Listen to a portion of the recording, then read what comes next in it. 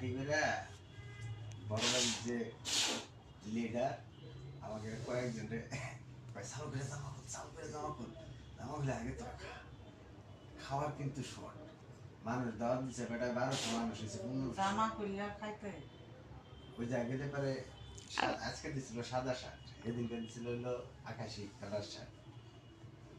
পরে এসে আমরা 3-4 জনে বসে ওই যে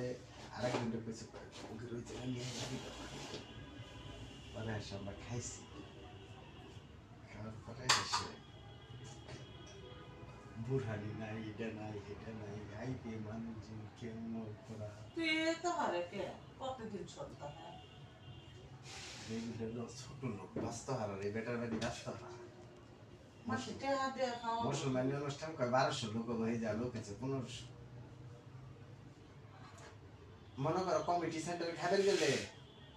কেউ কি মান না খাই না হিসাব করে কি জানো এই যে চেয়ার মনে করো চেয়ার দিছে